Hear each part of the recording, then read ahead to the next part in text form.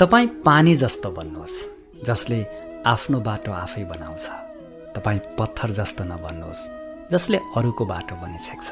जीवनको सबैभन्दा महँगो चिज तपाईँको वर्तमान समय हो, जुन एकचोटि गुमाउनु भयो भने संसारको कुनै पनि सम्पत्तिले किन्न सकिँदैन। जे तपाईँको साथमा छ त्यसैमा खुसी हुने गर्नुहोस्, किनकि तपाईँकै जस्तो जिन्दगी जिउन पनि कसैलाई सपना हुन सक्छ।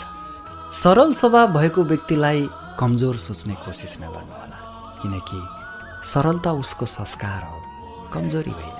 मनमा शान्ति चाहनुहुन्छ भने अरूको काम र अरूको कमजोरीमा ध्यान दिन छोडिदिनुहोस्। तनको सुन्दरताले मनलाई आकर्षित गर्छ, तर तपाईँको स्वभावको सुन्दरताले हृदयलाई आकर्षित गर्छ। त्यसैले सक्नुहुन्छ आफ्नो स्वभावलाई सुन्दर बनाउनुहोस्। कसैले तपाईँलाई दुखी बनायो भने नराम्रो नमान्नुहोस्, किनकि मान्छे अक्सर त्यही रुखमा ढुङ्गा हान्छ जुन रुखमा सबभन्दा मिठो फल हुन्छ। ध्यानको अर्थ हो भित्रदेखि मुस्कुराउनु।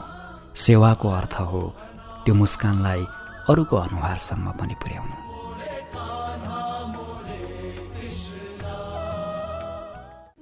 तपाईँ पानी जस्तो बन्नुहोस् जसले आफ्नो बाटो आफै बनाउँछ।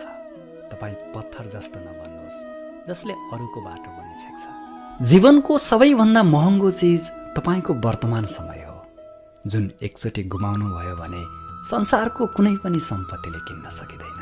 जे तपाईँको साथमा छ त्यसैमा खुसी हुने गर्नुहोस्, किनकि तपाईँकै जस्तो जिन्दगी जिउन पनि कसैलाई सपना हुन सक्छ।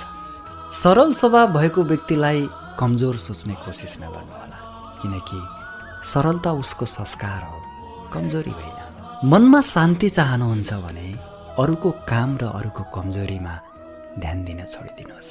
तनको सुन्दरताले मनलाई आकर्षित गर्छ, तर तपाईँको स्वभावको सुन्दरताले हृदयलाई आकर्षित गर्छ। त्यसैले सक्नुहुन्छ आफ्नो स्वभाव